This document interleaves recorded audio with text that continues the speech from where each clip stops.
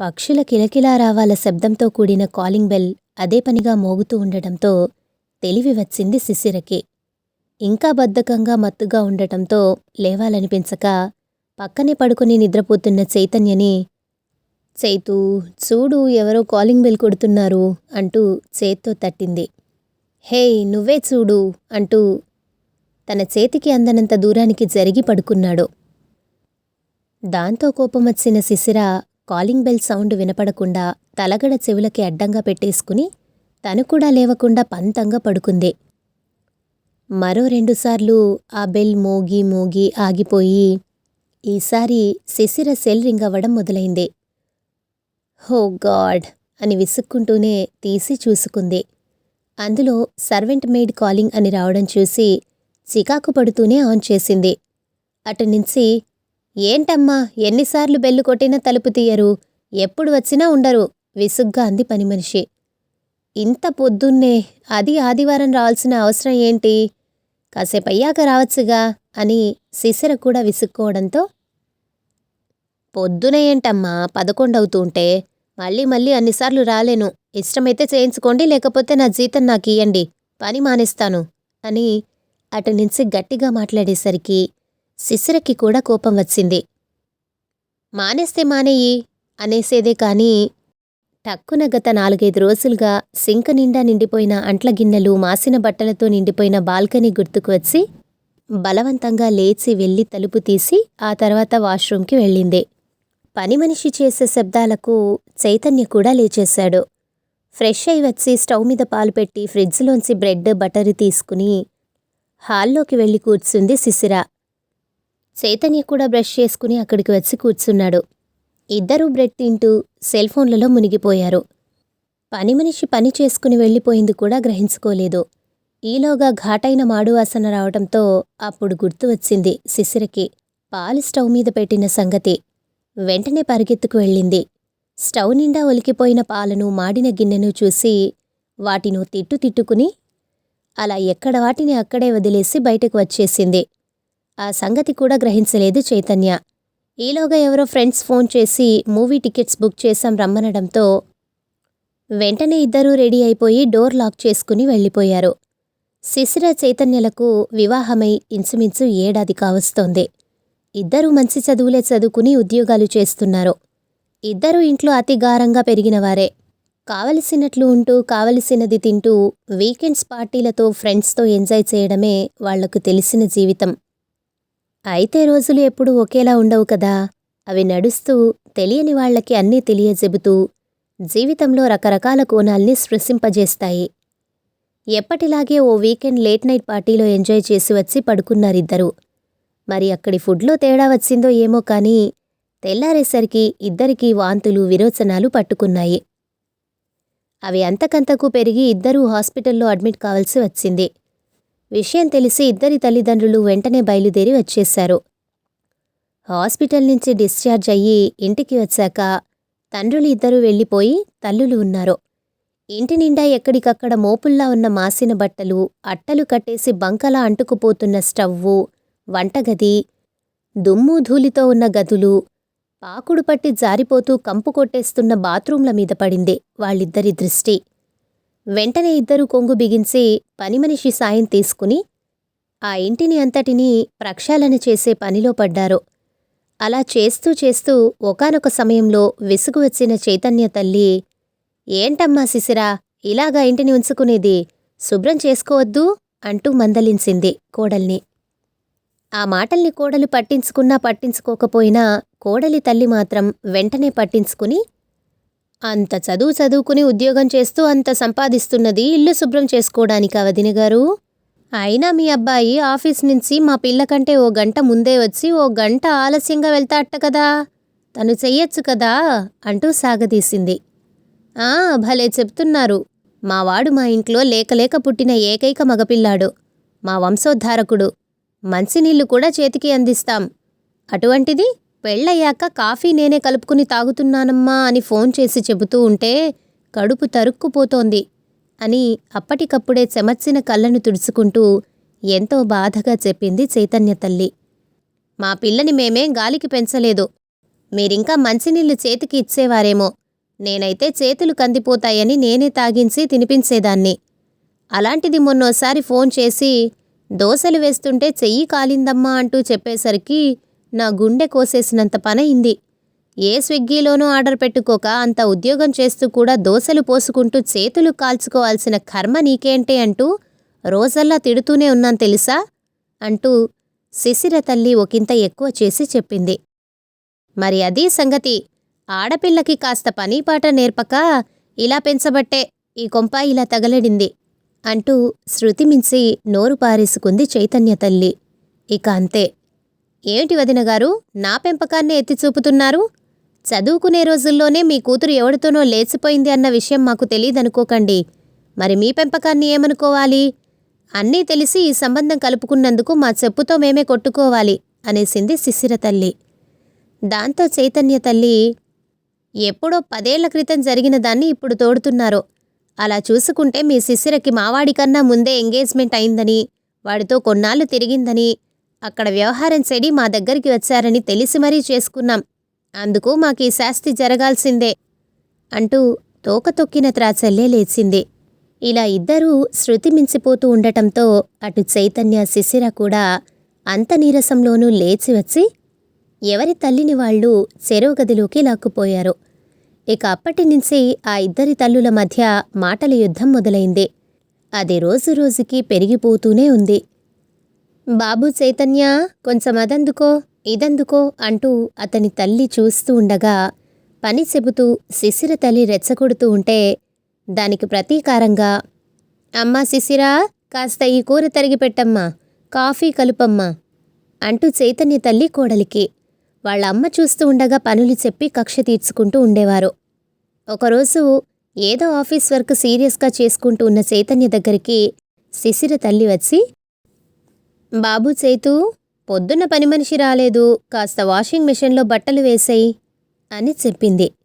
అది విన్న చైతన్య తల్లి, ఇంట్లో ఇంతమంది ఆడవాళ్లం ఉంటే పనిమాలా వెళ్ళి అల్లుడికి బట్టలు ఉతకమని చెబుతావా?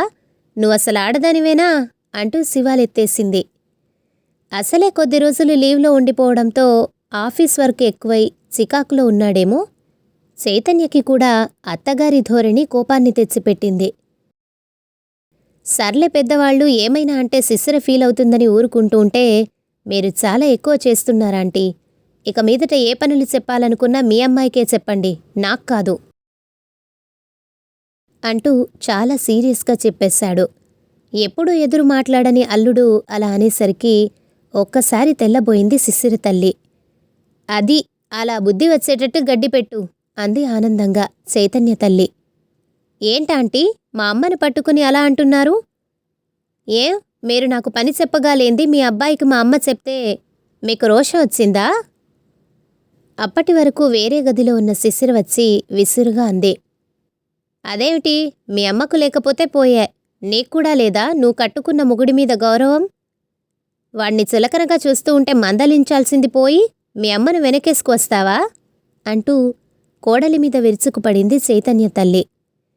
చిన్నప్పటినుంచి పెంచి పెద్ద చేసి నా బాగోగులు చూసిన మా అమ్మను వెనకేసుకుని రాకపోతే నిన్నగాక మొన్న వచ్చిన మీ అబ్బాయిని మిమ్మల్ని వెనకేసుకువస్తానా అంటూ శిశిర కూడా అత్తగారి మీద అరిచింది. నువ్వు మీ అమ్మని వెనకేసుకువచ్చి ఆవిడ మాట వింటే ఇక మీ కాపురం తగలడినట్లే అంది చైతన్య తల్లి. నాకు మా అమ్మే ముఖ్యం, తన మాటే వింటాను, ఆ తర్వాతే ఏదైనా అంటూ తెగేసి చెప్పింది శిశిర. అది విన్న చైతన్య, నీకు మీ అమ్మ ముఖ్యమైతే నాకు మా అమ్మే ముఖ్యం, నాకు తన తర్వాతే ఎవరైనా అంటూ మొండిగా మాట్లాడాడు. కొడుకు ఇచ్చిన సపోర్ట్తో రెచ్చిపోయిన అతని తల్లి, విన్నావుగా మా అబ్బాయి మాట, వాడికి తగినంత గౌరవం ఇచ్చి వంట వార్పు చేసుకుంటూ ఇక నుంచైనా బాధ్యతగా సంసారపక్షంగా ఉంటేనే నీకు ఇంట్లో స్థానం, లేదంటే ఇప్పుడే మీ అమ్మతో పాటు ఈ ఇంటి నుంచి వెళ్ళిపో అనేసింది. అది విన్న శిశిర తల్లి, ఎవరింట్లోంచి ఎవరిని వెళ్ళమంటున్నావు మహాతల్లి? ఈ ఫ్లాట్ మా అమ్మాయిది, దాని సంపాదనతో కొన్నది, నీ కొడుకుది కాదు, అది తెలుసుకో ముందు. మా అమ్మాయి ఆఫీస్కి వెళ్ళి రావడం తప్ప ఇంట్లో ఏ పని చెయ్యలేదు. ఇంట్లో అన్ని పనులు తనే చూసుకుంటూ మా అమ్మాయిని అపురూపంగా చూసుకుంటానని మీ అబ్బాయి మాట ఇస్తేనే ఇక మీదట ఈ బంధం కొనసాగేది. అలా కుదరదనుకుంటే తక్షణమే మీ తల్లి కొడుకులు ఇంట్లోంచి వెళ్ళండి అంటూ హుకుం జారీ చేసేసింది శిశిర తల్లి. ఆవిడ మాటలు విని నిర్ఘాంతపోయాడు చైతన్య. పెళ్ళైన కొత్తలో ఈ ఫ్లాట్ శిశిర కొనడానికి సిద్ధపడితే నేనేదో ఆశించాననుకుని మీ వాళ్లంతా తప్పుగా అనుకుంటారు, నువ్వు కొనొద్దు అని వారిస్తే ఇంకా నా నీ అనుకోవడం ఏంటి, అంతా మనిద్దరిది. అయినా ఫ్లాట్ కొన్నామనే అందరికీ చెబుదాం, ఎవరి డబ్బుతో అన్నది మనిద్దరి మధ్య ఉంచుకుందాం అంటూ అప్పట్లో శిశిర చెప్పిన మాటలు గుర్తు వచ్చాయి చైతన్యకి. ఎవ్వరికీ చెప్పం అని తనతో అబద్ధం చెప్పి తన తల్లితో అంతా చెప్పిందన్నమాట అని గ్రహించిన చైతన్యకి తన తల్లి మాటల్లో పూర్తి న్యాయం ఉంది అనిపించేసి, ఇంతకాలం శిశిర ఆమె తల్లి తనను వెర్రివాజమ్మగా లెక్క కట్టారని భావించి శిశిరను అసహ్యించుకుని ఆ క్షణంలోనే తన తల్లిని తీసుకుని ఇంట్లోంచి వెళ్ళిపోయాడు. ఓ 6 నెలలు ఆ ఇంటి మీద కాకి ఈ ఇంటి మీద వాలలేదు. మొదట్లో కొద్ది రోజులు రిలీఫ్గాను ప్రశాంతంగానూ అనిపించినా రాన్రాను చైతన్య శిశిర ఇద్దరిలో అంతర్మథనం మొదలైంది. అలాగని ఓ మెట్టు దిగితే అవతలి వాళ్లకి లోకో అయిపోతామనే అహం కూడా అడ్డు వచ్చింది. దానికి తోడు అటూ ఇటూ బంధువులలో గుసగుసలు ఆరాలు మొదలయ్యాయి. టకారం మాటలతో జరిగిన దాన్ని పెద్దది చేసేందుకు సాధ్యమైనంత కృషి చేస్తున్నారు బంధువర్గమంతా. దానిలో భాగంగా ఎవరికోసమో పెళ్లికి ఎవరైనా అబ్బాయిలు ఉంటే చెప్పండి అన్న శిశిర తల్లి మాటలు చిలవలు పలవలుగా రూపాంతరం చెంది శిశిరకి ఇంకో పెళ్లి చేయడానికి చూస్తున్నారు అని చైతన్య తల్లికి వచ్చి చేరాయి. కుటుంబమన్నాక 190 గొడవలవుతాయి, ఈ మాత్రానికే విడాకులు తీసుకుని ఇంకో పెళ్లి చేస్తామనుకుంటారా ఎవరైనా అంటూ ఈవిడ అన్న మాటలు వెళ్ళి వెళ్ళి మరో విధంగా చేరాయి శిశిర తల్లికి. అలా చినికి చినికి గాలివానై ఆ వాన పెనుతుఫానై ఆఖరికి ఇద్దరూ విడాకులు తీసుకుని శాశ్వతంగా విడిపోయే వరకు వచ్చింది. మీ పెళ్లి జరగడానికి ముందు నుంచే మీ ఇద్దరితో నాతో బంధుత్వమే కాదు, ప్రత్యేకమైన అనుబంధం కూడా ఉంది. అసలు ఆ అనుబంధమే మీ ఇద్దరూ ఒకటి అయితే బావుంటుందని ఆశించి మీ పెద్దవాళ్లతో మాట్లాడి మీ పెళ్లి జరిపించాను. ఒక మంచి జంటను కలిపాను అనే ఆనందం పూర్తిగా ఆస్వాదించకుండానే ఇప్పుడు మీరిలా వాళ్ల ద్వారా వీళ్ల ద్వారా తెలిసి నమ్మలేక పరిగెట్టుకుని వచ్చాను. అసలేం జరిగింది అంటూ అడిగింది శిశిరకు అక్క వరస, చైతన్యకు ఆఫీస్లో సీనియర్ కూడా అయిన భార్గవి. ఎవరి కోణంలో వాళ్ళు జరిగినదంతా చెప్పుకువచ్చారు ఇద్దరు. సుమారు ఒక 6 నెలల క్రితం తను ట్రాన్స్ఫర్ మీద వేరే ఊరు వెళ్తున్నప్పుడు తనకి సెండాఫ్ ఇవ్వడానికి నవ్వుతూ తుళ్ళుతూ కలిసి వచ్చిన వాళ్ళిద్దరినీ గుర్తు తెచ్చుకుని ఇప్పుడిలా ఒకరినొకరు ద్వేషించుకుంటూ అలా ఎడమొహం పెడమొహంగా కూర్చోవడాన్ని అస్సలు భరించలేకపోయింది భార్గవి. నా మాట మీద నా మీద గౌరవంతో పిలవగానే నా దగ్గరికి వచ్చారు. అలాగే రేపు ఒకసారి నా మాట విని నాతో రండి, ఒక దగ్గరికి తీసుకువెళ్తాను మీ ఇద్దరిని అంటూ చెప్పి వాళ్ళిద్దరినీ మర్నాడు సిటీకి దూరంగా ఉన్న ఓ ఫామ్ హౌస్లోకి తీసుకువెళ్ళింది. చుట్టూ రకరకాల పూల మొక్కలతో అందమైన లాన్ మధ్యలో కుటీరాన్ని తలపించే ఆకృతిలో ఉన్న చిన్న ఇల్లు అది. లాన్లోనే కబుర్లు చెప్పుకుంటూ కుర్చీలలో కూర్చుని ఉన్నారు ఒక వృద్ధ జంట.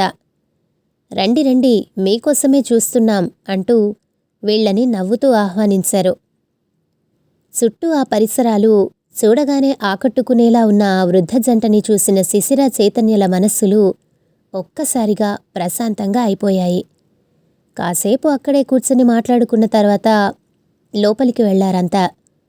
ఆ పెద్దాయన లోపల కిచెన్లోకి వెళ్ళి అందరికీ వేడివేడిగా ఘుమఘుమలాడే ఉప్మాని ప్లేట్లలో వేసి పట్టుకొచ్చి పెడితే ఆ పెద్దావిడ వెళ్ళి అందరికీ కాఫీ కలిపి తీసుకువచ్చింది.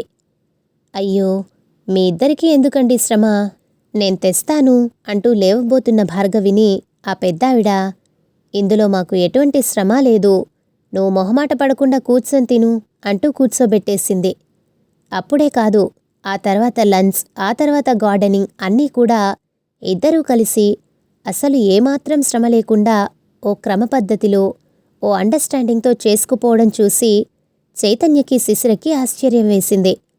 భార్గవి ఇక్కడికి రమ్మని ఎందుకు పిలిచిందో, తన ఉద్దేశమేమిటో, అసలు వీళ్ళెవరో అంత అయోమయంగా అన్యమనస్కంగా ఆలోచిస్తూ కూర్చున్న ఇద్దరూ కాసేపట్లోనే వాళ్లతో మాట్లాడుతూ వాళ్ళు చేసే పనులు గమనిస్తూ రాన్రాను సమయాన్నే మర్చిపోయారు.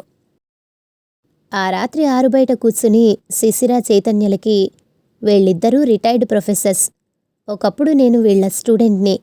వీళ్ల నుంచి నేను చదువు మాత్రమే కాదు, అంతకన్నా విలువైనవి ఎన్నో నేర్చుకున్నాను. ఇంకా బాగా చెప్పాలంటే నా ఆరాధ్య దైవాలు ఇద్దరూ. నా జీవితం ఎంతో ప్రశాంతంగా ఓ క్రమపద్ధతిగా మారింది అంటే దానికి వీళ్లే కారణం. అనేక అలజడులతో, అపోహలతో ఉన్న మీ ఇద్దరినీ ఇక్కడికి తీసుకువచ్చి వీళ్లని చూపిస్తే మీకు ఏమైనా మేలు జరుగుతుందేమోనని ఆశించి ఇక్కడికి తీసుకొచ్చాను. ఇద్దరూ కూడా ఉన్నత విద్యావంతులు, మంచి హోదాల్లో ఉద్యోగాలు చేసినవాళ్లు. అది కూడా ఆ రోజుల్లో.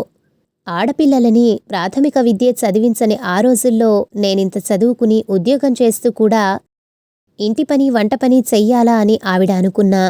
నేను మగవాణ్ణి, నేనెందుకు ఇంట్లో పని చెయ్యాలి అని ఆయన అనుకున్నా ఈరోజు ఇద్దరూ ఇంత ఆనందంగా ఉండేవారు కాదు. వీళ్లకి 3 పిల్లలు. అంతా మంచి మంచి పొజిషన్లలో ఉన్నవాళ్లే. ఎప్పుడు కావాలంటే అప్పుడు వాళ్ల దగ్గరికి వెళ్ళి వాళ్లతో సరదాగా గడిపి వచ్చేస్తుంటారు. నేను, నా భర్త కూడా వీళ్లని చూసి ఆ జీవనశైలినే అలవాటు చేసుకున్నాం.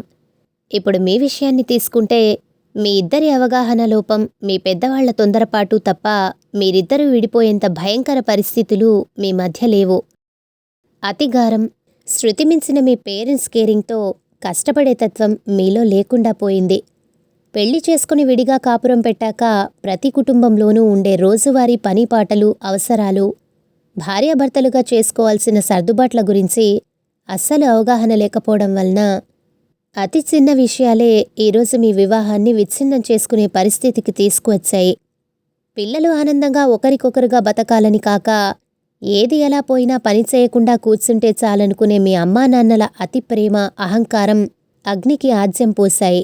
వయసు పైబడినా, ఒంట్లో ఓపిక లేకపోయినా కేవలం ఇద్దరి మధ్య ఉన్న అర్థం చేసుకునే గుణం, అనవసర అహాల జోలికి పోకుండా ఒకరికొకరు సహాయం చేసుకునే తత్వం వలన వీళ్ళిద్దరూ ఇంకో మనిషి అవసరం లేకుండా హాయిగా ఆడుతూ పాడుతూ పని చేసుకుంటూ ఆనందంగా ఉన్నారు.